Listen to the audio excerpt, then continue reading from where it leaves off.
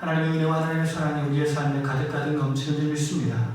이제 신명기 26장까지 모세의 모압 언약의 말씀이 끝났습니다. 오늘 우리가 보게 되는 27장과 28장의 말씀은 축복과 저주의 말씀입니다. 다시 한번 하나님의 율법을 준수하며 살라라고 말씀하는데, 이제 27장 같은 경우에는 너희가 가나안 땅에 들어가면 에발산과 그리심산이 있는데 거기에서 언약식을 다시 한번 행해야 된다라고 모세가 후손들에게 가르쳐주는 말씀입니다. 그래서 가나안 입성 기념 돌비와 돌단 축조 및 기념 제사 거행 명령과 율법 준수 명령을 합니다. 모세가 자신이 전달한 여호와의 명령을 다 지켜 행하라고 말씀하고, 가나안 땅에 들어간 직후에 가장 먼저 돌비와 돌단을 쌓아 감사 제사로 드리라라고 이야기합니다. 가나안에 들어간 직후 먼저 큰 돌들을 세우고 거기에 석회를 바른 후 그 위에 율법을 기록하라. 그리하면 여호와께서 약속하신 대로 가나안 땅에 들어가게 살게 될 것이다. 이 돌비를 요단을 건넌 후 에발산에 세우라라고 말씀합니다. 그 밑에 다듬지 않는 돌로 돌단을 쌓고 거기서 번제와 화목제를 드리라. 율법의 모든 말씀을 명백히 기념 돌비에 기록하라라고 말씀합니다.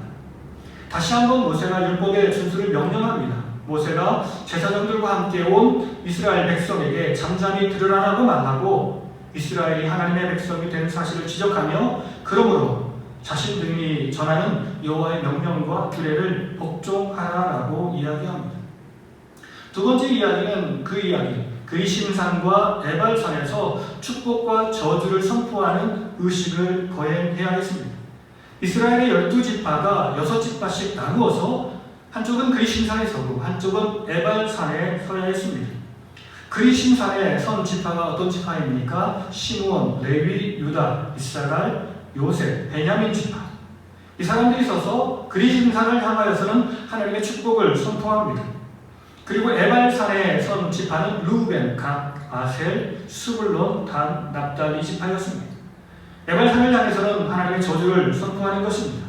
그래서 레인들이 12가지 범죄에 대한 저주를 선포하고 백성들은 동시에 12번 아멘으로 화답해야 했습니다.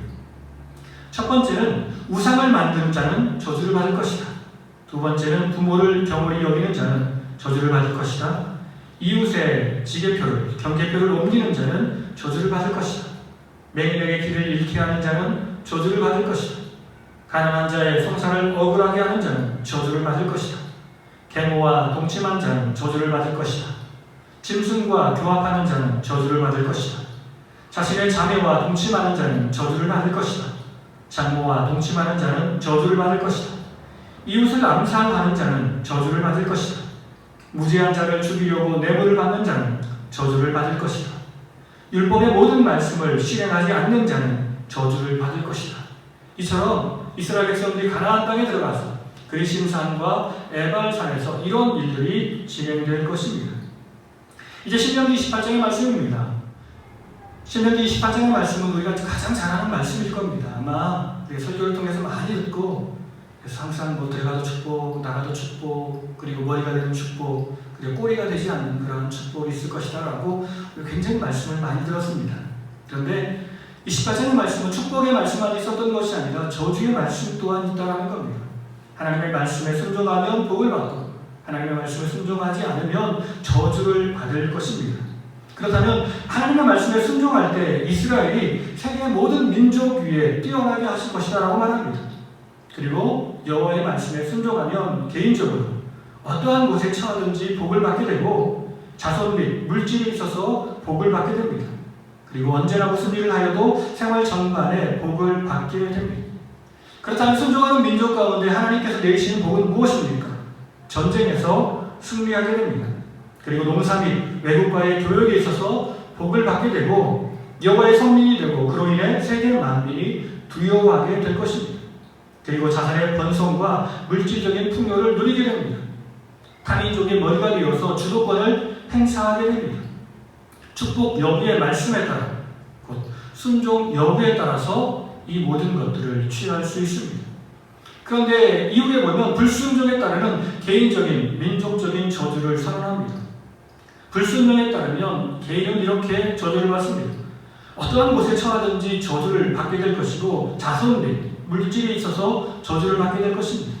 언제나 무슨 일을 하여도 생활 전반에 저주를 받게 될 것입니다. 그래서 축복과 저주는 그냥 윗면과 아랫면과 같아요. 그래서 윗면을 보면 축복이지만 그 잘못 뒤집으면 저주가 될 수 있다는 겁니다. 불순종에 따른 민족적 저주의 내용들을 보면 파멸과 질병이 있습니다. 연병이 있고 폐병이 있고 열병이 있고 학질 등이 있으며 가뭄으로 말미암아 한재, 풍재, 썩는 재앙 등으로 말미암아 항상 힘들고 어려운 삶을 살아야 했습니다. 그리고 전쟁과 질병과 약탈과 압제, 재앙이 끊이지 않고 일어날 것입니다. 전쟁을 통해서 완패하게 되고 사랑하는 자녀들, 사랑하는 자신이 이제 포로로 끌려가게 될 것입니다. 시체가 들판에 버려져 새와 야수들이 먹이가 될 것입니다. 민족적 치욕과 궁핍의 재앙이 있을 것입니다. 이스라엘 백성과 구왕이 이방의 포로로 끌려가 비웃음거리가 될 것입니다. 이스라엘에 우거하는 이방인은 번영하는 반면에 이스라엘의 민족은 몰락하게 될 것입니다. 침략당함과 남국과 극한 기근과 명절의 재앙이 있을 것입니다. 여호와께서 보내신 대적들을 섬기다가 필병, 멸망할 것입니다. 무참히 살해하고 가축과 모든 소산물을 남김없이 약탈하게 될 것입니다. 적의 군대에 완전히 포위되어 고립된 사람들이 배고픔을 참지 못해 마침내는 자기 자식을 잡아먹게 될 것입니다. 이스라엘 백성들이 이처럼 하나님의 말씀을 주어졌음에도 불구하고 정말로 힘들고 어려울 때 아수르의 침략으로 말미암아 바벨론의 침략으로 말미암아 정말로 궁핍하고 어려운 삶을 살게 되었습니다. 이 모든 것이 무엇 때문에 그렇습니까? 하나님의 말씀대로 살지 않았기 때문에 그렇습니다. 우리가 오늘 말씀을 통해서 깨닫는 교훈은 첫째로 우리는 모든 언약을 이루시는 신실하신 하나님을 바라봐야 됩니다. 그렇습니다. 나의 힘과 나의 능력으로는 하나님의 말씀을 이룰 수 없지만 우리에게 언약하신 하나님의 놀라운 능력이 우리의 말씀을 성취하게 한다는 것입니다. 그리고 두 번째는 우리의 의신 예수 그리스도를 붙잡아야 합니다. 내가 아무리 노력한다고 할지라도 우리는 하나님의 축복을 받을 만한 존재는 아닙니다. 우리 하나님 앞에서 의인이 아니기 때문에 그렇습니다. 우리의 의는, 우리의 자랑은 오직 예수 그리스도밖에 없음을 우리는 기억해야 됩니다. 세 번째는 느낌이나 감각이 아닌 하나님의 말씀을 기준으로 살아야 됩니다.